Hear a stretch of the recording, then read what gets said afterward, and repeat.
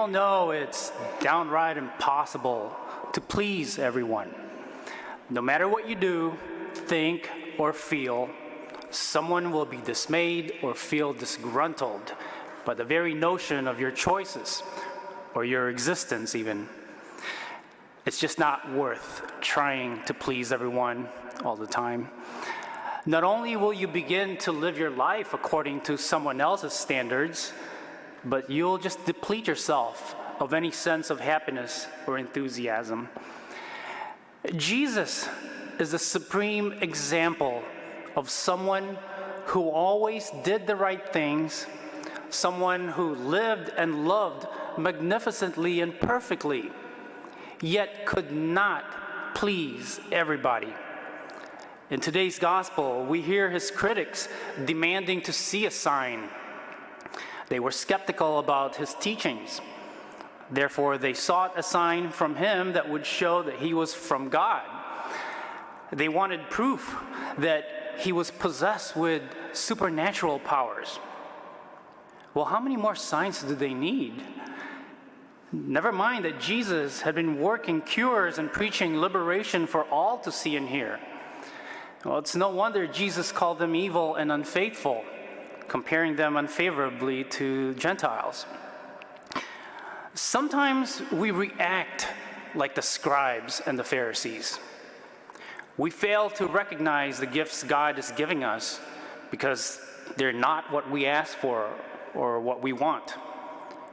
We are so hard to please. I think we would rather complain about our troubles than draw on the Lord for strength and courage to do something about it. I realize we all have doubts at times, maybe even as to whether Jesus can really do and be all that we've been taught.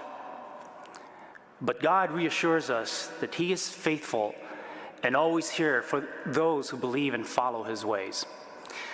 We are discouraged from looking for signs. We are to walk instead in wisdom and to walk in Scripture and to walk in the counsel of other godly people who possess the generosity of heart and integrity of faith to bring the love and mercy of God into the world. The truth is, Jesus is God's sign.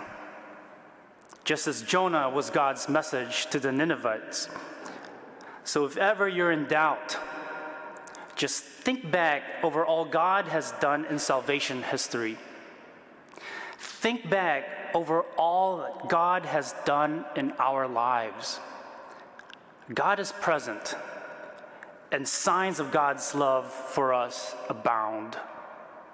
They're all over us. So pray for the grace to see Jesus for all that he is. Thank you for joining us for this celebration of the Mass. This virtual Mass is broadcast to hundreds of people every day of the week. You know, over 100 years ago, the very first celebrations of the Mass took place on the second floor of the Glenview Public House. It's been inconceivable that 100 years later, we would be reaching so many people all over the world through this technology. If you'd like to support the ongoing broadcasts of OLPH's Masses, please go to our website, go to Give Central, and you'd be able to support the ongoing outreach of this virtual ministry. Thank you for your support. Most of all, thank you for joining us in prayer. God bless you.